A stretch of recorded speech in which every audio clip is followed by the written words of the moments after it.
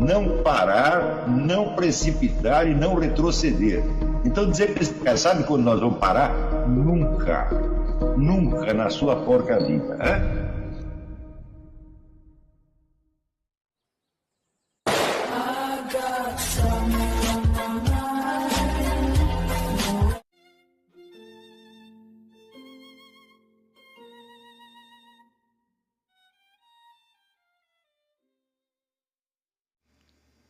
E aí pessoal, tranquilo?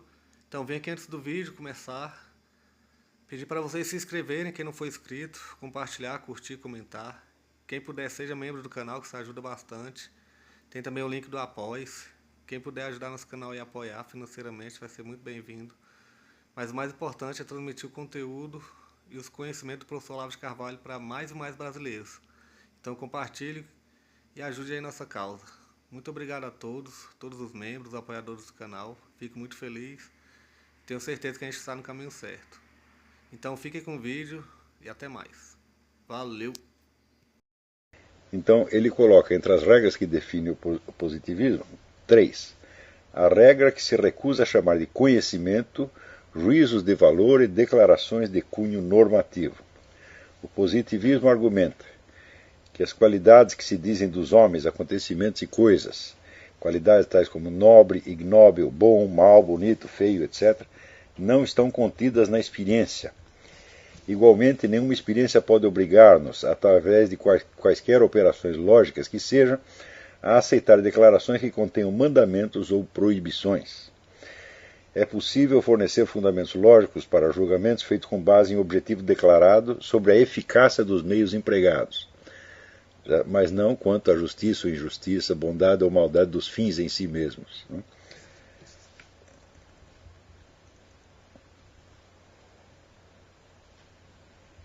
seja, não devemos supor que nenhum julgamento de valores que aceitemos possam ser justificados pela experiência.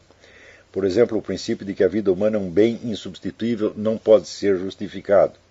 Podemos aceitá-lo ou rejeitá-lo, mas devemos estar conscientes da arbitrariedade da nossa opção. Valores não podem ser descobertos da mesma maneira que o único tipo de conhecimento digno do nome é descoberto, ou seja, o conhecimento referente a fatos de experiência. A única razão para criá-los são as nossas próprias escolhas arbitrárias. Muito bem, então hoje nós vamos nos ater a esse ponto exclusivamente. E eu queria lembrar que esses preceitos que dizem que os juízos de valor não podem ser deduzidos da experiência, nem justificados pela experiência, que eles são, por assim dizer, projetados sobre a experiência pelas nossas próprias escolhas arbitrárias, é uma coisa que já vem de Kant. Né? Kant já havia explicado que não existe passagem lógica do fato ao valor e nem do valor ao fato. Tá certo? Então, daí decorre, evidentemente, toda uma série de preceitos metodológicos que enfatizam a necessidade da abstinência de juízos de valor em todas as atividades científicas, em todos os campos do conhecimento, inclusive as ciências humanas. Ou seja, o sociólogo, o antropólogo, ele deve observar os fatos da experiência sem se pronunciar se são bons ou se são maus, ou se existem condutas deveriam ser preferidas ou preteridas. Tá certo? Então, a abstinência de juízo de valor colocou, por exemplo, para um dos grandes pioneiros da sociologia, que foi Max Weber, colocou um problema muito sério, porque ele disse, bom, na própria escolha do assunto que nós vamos estudar, existe um juízo de valor implícito. Então, o que nós temos que fazer? Nós temos que colocar esse juízo de valor, né, deduzir daí as escolhas que nós fizemos e depois neutralizá-las no curso da pesquisa, de tal modo que a nossa escolha de valor se restrinja, vamos dizer, à determinação do assunto e não influencie as conclusões da pesquisa. Tá certo? Então, toda uma operação intelectual para impedir que o estudo dos fatos da experiência fosse contaminado por juízos de valor. Tá certo? O hábito, então, da abstinência do juízo de valor se propagou de tal maneira pelas ciências sociais que, aos poucos, os valores foram objetivamente relegados ao domínio do puramente subjetivo. Note bem que uma coisa é uma abstinência metodológica de juízo de valor e outra coisa é a crença de que os valores ou não existem ou são irrelevantes ou de que são sempre subjetivos e não têm fundamento nenhum na experiência. Então, muitas vezes os cientistas sociais, no seu empenho de abster-se de juízo de valor, exigiam do distinto público alguns sacrifícios intelectuais consideráveis. Por exemplo, o de você, em nome da objetividade científica, você considerar, por exemplo, que o hábito chinês de matar as meninas recém-nascidas ou de dá-las para os porcos comerem é um hábito cultural como qualquer outro, tá certo? E que deve ser julgado, então deve ser observado com toda a isenção moral possível. Não devemos considerar que você criar uma criança com todo carinho seja moralmente superior a você dá-la de comer aos porcos, né? Então, evidentemente, são posições muito desconfortáveis, mas que são impostas em nome de um preceito científico herdado do positivismo, que é, então, a abstinência do juízo de valor. Né? Bem, além disto, colocar as pessoas numa posição intelectual desconfortável, ainda é uma atitude que contrasta com toda uma tradição da ontologia ocidental. Platão identificava, quer dizer, o ser com o supremo bem, quer dizer, o que era o maximamente existente, o supremamente real, era também o supremamente bom.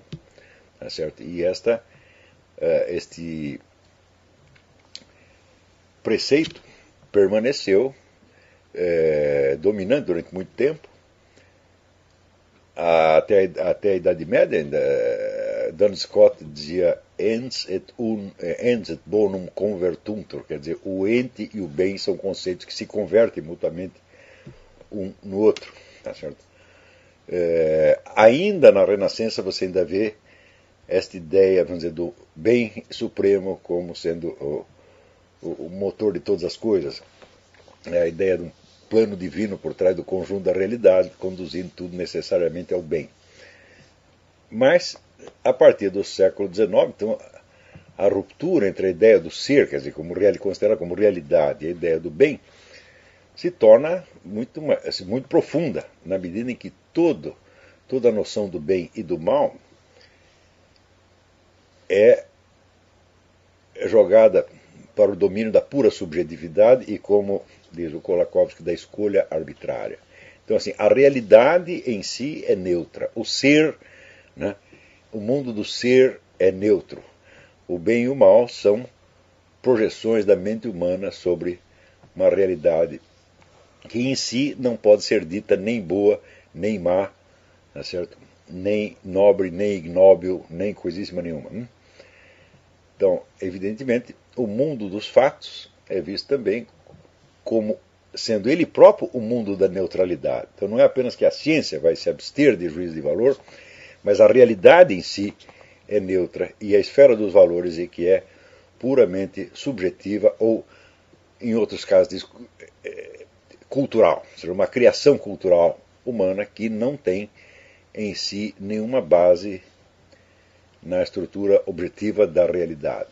Tá certo? Bom,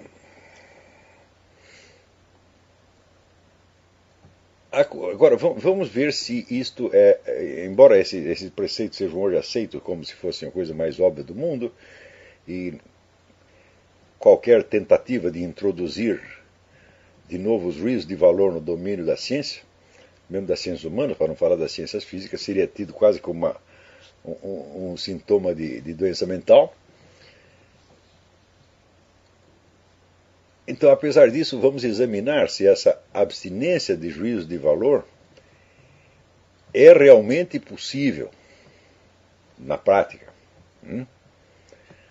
Então, vejamos. Nós podemos examinar isso desde o ponto de vista de um episódio analisado pelo filósofo André Marc, um livro admirável que se chama Psicologia Reflexiva. Ele lembra o caso, eu já dei várias aulas sobre isso, com base nesse exemplo, mas aqui nós vamos examinar sob um outro ângulo. Lembra o caso de uma moça francesa chamada Marie Heurtin, que nasceu cega, surda e muda, um caso semelhante a Ellen Keller, e que até uns 18 anos, 17, 18 anos, não se comunicava absolutamente com o mundo exterior. Ela tinha que ser, né, alimentada, lavada, cuidada, como se fosse um bichinho totalmente inconsciente, né? E havia uma freira que ficava tomando conta dela no hospital. E um dia a freira, né, aterrorizada, viu que a menina, gesticulando assim anarquicamente, pegou uma faca que tinha sido deixada em cima da mesa. E a freira tomou a faca dela e viu que ela ficou muito nervosa. Começou a se debater e emitir sons estranhos, grunhidos, né? E então a freira teve a ideia de dar a Marie um signo que representava aquela faca. Então pegou a mão da menina e fez assim, né, usando o dorso da mão dela como se fosse uma lâmina, né? E assim que a Marie conseguiu imitar este gesto, ela deu a faca de novo para a Marie, né? Depois tomou de novo. E desta vez a Marie, em vez de se debater, pegou a mão da freira e fez o signo. Então, esse foi o primeiro signo, o primeiro elemento de linguagem, de comunicação que esteve, então, à disposição daquela menina. Dali para dentro, os progressos dela na comunicação foram um negócio excepcional. Assim, em poucas semanas, ela já conseguia designar praticamente todos os objetos nos quais ela conseguia tocar, né, conseguia designar pessoas e, em suma, tinha todo um vocabulário de sinais manuais que abrangia praticamente o vocabulário normal de uma pessoa. Todo esse progresso foi muitíssimo rápido. Então, o André Marc analisa isso da seguinte maneira. Ele vê que o signo, aquele primeiro que a freira ensinou para a menina, não designava somente um objeto, mas designava o objeto e o desejo que aquela pessoa tinha de segurar aquele objeto, né? Então, isso quer dizer que o signo fazia uma ponte entre um ente do mundo exterior e o mundo subjetivo daquela menina cega, surda e muda. Ou seja, o signo nem era subjetivo, nem era objetivo. Ele era a ponte entre as duas coisas. Então, isto quer dizer que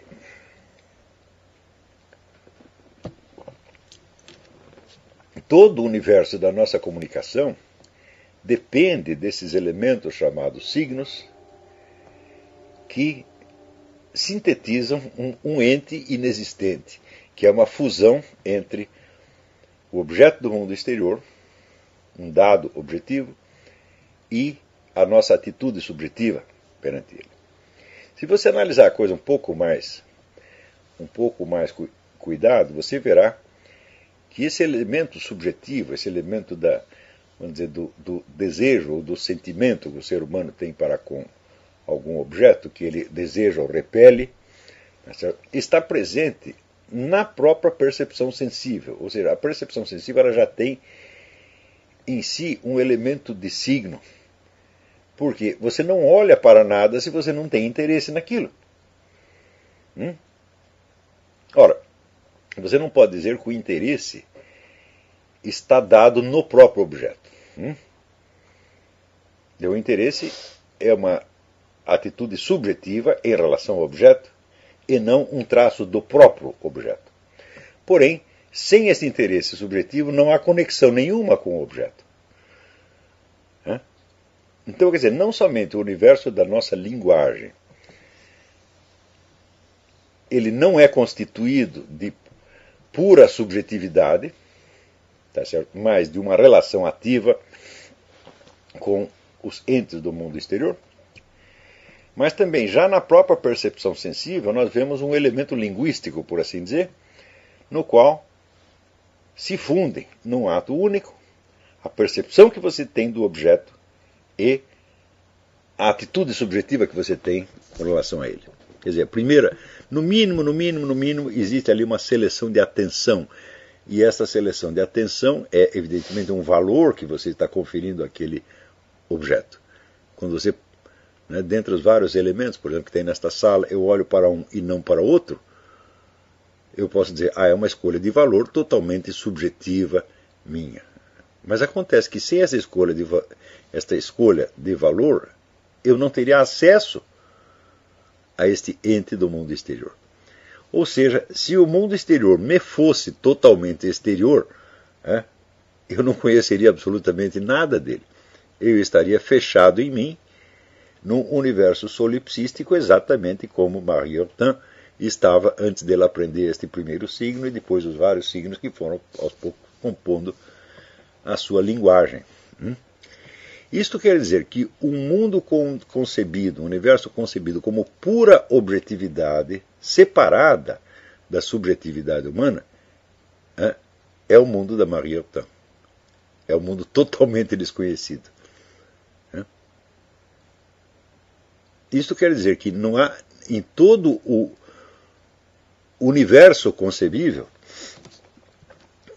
não há nenhum objeto que seja puramente objetivo neste sentido. Quer dizer que a pura objetividade seria a total separação entre o objeto exterior e a minha subjetividade. Mas essa total separação corresponderia precisamente à total ignorância, ao total desconhecimento. Então, isto é, a minha subjetividade só está totalmente separada de um objeto que eu não conheço, do qual eu nada sei e que nunca esteve na minha presença. Então, isso seria a objetividade pura. Onde quer que haja algum conhecimento, existe o quê? O signo.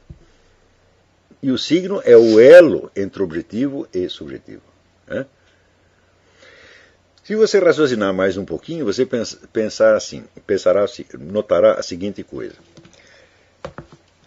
Nós podemos ter a ideia de um universo constituído objetivamente, ou seja, um universo que não depende das minhas escolhas subjetivas, um universo que existe independentemente de mim, por assim dizer. Mas independente não quer dizer separado. Eu sei, por exemplo, que eu não fiz o mundo e que o mundo já existia antes de eu chegar aqui. Mas isso não quer dizer que este mundo esteja separado da minha pessoa, porque se ele estivesse separado da minha pessoa, eu não poderia estar nesse mundo. Então, isto, evidentemente, sugere a pergunta: este mundo subjetivo, que na visão positivista está separado do mundo objetivo, onde existe este mundo subjetivo? Onde ele está? Por exemplo, se você pensa alguma coisa, na sua pura imaginação, você fecha os olhos e pensa alguma coisa, e bom, onde você estava quando você estava pensando isso? Você tem que estar num lugar do espaço e no momento preciso do tempo. Ou seja, você está dentro da mesma estrutura espaço-temporal que você define como uma característica do mundo exterior ou mundo físico. E, por outro lado, onde está esse famoso mundo físico, que você diz conhecer? Se você conhece algo dele, é porque ele faz parte da sua vida subjetiva. Se ele não estivesse presente a sua subjetividade, você nada saberia dele. Portanto, nós entendemos que o que nós devemos chamar de realidade, no sentido supremamente objetivo da coisa, é algo que abrange o subjetivo e o objetivo nas suas interrelações e que é constituído precisamente da relação entre o subjetivo e o objetivo, tá certo? Que só podem ser distintos intelectualmente, distintos conceptualmente, mas jamais separados nem por um segundo. Ou seja, o totalmente subjetivo teria de ser algo que acontece dentro de um eu inespacial e atemporal. Portanto, ele não está em lugar algum. Portanto, ele não está no mundo objetivo. Hein? Existe algo assim? Falo, claro que não.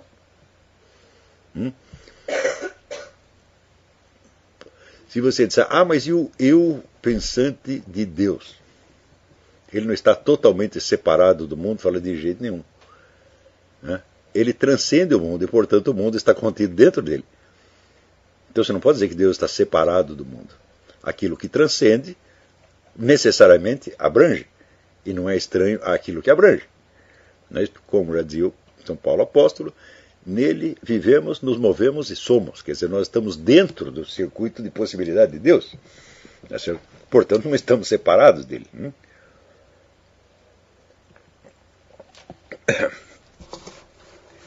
Então, isto quer dizer que a noção de um mundo puramente objetivo, totalmente independente da subjetividade, é uma noção utópica. E é uma noção utópica que, na verdade, é autocontraditória. Porque se as ciências físicas, por exemplo, se ocupam desses objetos, é porque elas têm um interesse neles. E esse interesse é um valor. Por que certos objetos devem ser mais importantes do que outros? Por que certos assuntos devem ser investigados e outros podem ser preteridos? Tá certo? Então, Max Weber tinha muita razão ao dizer que toda investigação científica supõe uma escolha. Eu posso dizer que a escolha é puramente subjetiva? Puramente subjetiva? Nunca. Porque esta é a escolha determinada pelo interesse que eu tenho por algum objeto que me é transcendente, que não é eu, por assim dizer. Por exemplo, eu decido, sei lá, vou estudar aqui a fisiologia dos coelhos. Você pode perguntar, por que os coelhos e não os elefantes? Eu posso responder, é uma escolha puramente arbitrária, subjetiva. Falo, mas se fosse puramente subjetiva, não teria nada a ver nem com coelhos, nem com elefantes, os quais não existem subjetivamente, mas objetivamente. Então, o que se dá em todos os casos é esta relação muito sutil de objetivo e subjetivo, que é o universo do signo, o universo da linguagem, e, em última análise, o universo de toda a razão. Isso quer dizer que subjetivo e objetivo são, por assim dizer, noções posicionais. Designam duas posições, são noções relacionais. Não designam dois mundos separados e distintos. Ou seja, todo e qualquer elemento que está presente na realidade, ele pode estar perante um outro elemento numa posição subjetiva ou objetiva. Ele pode ser um sujeito ou objeto. Dito de uma maneira mais simples, ele é um sujeito na medida em que ele recebe informação de um objeto. E é um objeto na medida em que emite informação para o outro. Por exemplo, no instante em que eu olho esta mesa, ela está me emitindo uma informação. E eu não estou emitindo informação nenhuma para ela. Digo, impossível. Porque no momento em que eu a olho, eu a integro no meu universo subjetivo. Ela não sabe que foi integrada no meu universo subjetivo, mas isto certamente já afetou a existência dela. Porque no instante que eu tomo conhecimento dela, então eu posso fazer algo com ela, que eu não podia fazer antes de saber da existência dela. Então a possibilidade de ser afetada por mim entra na existência dela naquele mesmo instante. Então, nesse sentido, ela é um sujeito, porque ela está recebendo uma informação de mim. A informação é meramente potencial, evidentemente. Por exemplo, eu vejo uma mesa na loja, digo, vou comprá-la. Bom, eu não podia ter ideia de comprá-la antes de tê-la visto. Então, esta possibilidade de ser removida da vitrine da loja para ser levada para a minha casa é a possibilidade objetiva que existe para ela, mas que existe graças à minha subjetividade. Então, nesse sentido, é uma informação que chega a ela. Ela recebe essa informação, não evidentemente como um sujeito consciente, tá certo? Mas como um depósito de informações do mundo exterior. Se, por exemplo, se uma mesa é transportada de um lugar para outro, esta é uma informação objetiva que está registrada nela. Ela está efetivamente num lugar e não no outro. Quer dizer, não precisa ser um registro consciente. Quando eu digo um registro, é simplesmente algo que a afetou, que a modificou. E isso é precisamente o que nós chamamos de informação. Nós podemos perguntar assim: pode existir o sujeito puro e o objeto puro? O sujeito puro seria aquele que somente recebesse informações e jamais as emitisse. E o objeto puro seria aquele que apenas emitisse informações e jamais as recebesse. Ou seja, o objeto puro não seria afetado por nada. Quer dizer, nada modifica a sua constituição, as suas qualidades, a sua posição. Nada, nada, nada. Não há uma única informação que venha do mundo exterior para ele. Existe algum objeto assim? Falei, evidentemente não. Do mesmo modo, o sujeito puro, que é aquele que só recebe informação sem emitir nada, ou seja, sem afetar em absolutamente nada o mundo exterior, então, para ele fazer isso, é preciso que ele não esteja em parte alguma e em momento algum, porque pela sua simples presença, ele já está emitindo informações. Então, o sujeito puro, para existir, precisaria não estar em parte alguma e em momento algum. Ou seja, ele só pode existir se ele for inexistente. E o objeto puro, que só emite informações, jamais recebe, ele precisaria ser jamais afetado pelo que quer que fosse. E para isso ele também precisaria estar em parte alguma, em momento algum. Então entendemos que sujeito e objeto não são nomes de coisas ou de dimensões da realidade, mas de posições ou relações apenas. Quer dizer, ora,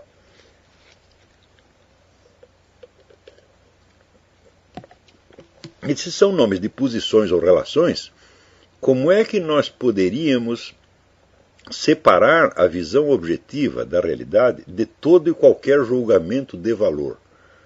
Se o simples fato de prestarmos atenção numa coisa e não outra já é um julgamento de valor. Ou seja, então entendemos que esta regra positivista, ela contém algum equívoco dentro dela. Por um lado, é óbvio que você não pode deixar as conclusões de uma investigação científica serem afetados por uma escolha subjetiva que você fez. Por outro lado, nós entendemos que a abstinência total de juízo de valor é impossível. Porque os juízos de valor estão implícitos não só na própria linguagem e na razão, mas na própria percepção sensível. Então, como é que a ciência poderia ter entre uma das suas condições necessárias uma exigência impossível de atender? Parece que está havendo aí temos aí algum problema, algum equívoco. Quer dizer que aquilo que para os positivistas pareceu uma regra tão óbvia e tão inquestionável, de repente nós percebemos que ela é um bicho de 7 cabeças. Ela, em vez de ser uma solução, ela é parte do problema e talvez seja ela mesma o problema. Estão acompanhando até aqui? Então, é que quando nós falamos de abstinência de juízo de valor, essa expressão tem no mínimo 2 sentidos. E na regra positivista, os 2 sentidos estão encavalados, mesclados e indistintos. O primeiro é você abster-se de um juízo de valor quando há um conflito de valores. E você deve abster-se, então, do juízo de valor até você se informar de toda a situação. Exatamente como um juiz que não pode prejulgar a causa antes de ter o conhecimento de todos os fatos, tal como expostos pelas duas partes. Muito bem. Ou seja, o juiz não emite uma decisão valorativa antes de conhecer todo o processo. Mas isso quer dizer que os juízos de valor são indiferentes ao processo? Não, porque ele tem que ouvir no mínimo 2 juízos de valor. Um a favor e outro contra. Né? Então, o que está havendo ali é uma dialética, um conflito de valores. Os valores estão presentes. Então não há abstinência do juízo de valor. Há abstinência apenas da conclusão final. Então, quer dizer, não se trata de uma abstinência de juízo de valor, trata-se de abstinência do juízo de valor precipitado. Ou seja, se abster-se de julgar o que você não conhece. Então, neste sentido, a abstinência de juízo de valor é uma coisa não apenas justa e necessária, mas indispensável, não só na atividade científica, mas no julgamento de qualquer situação humana. Tá certo? Se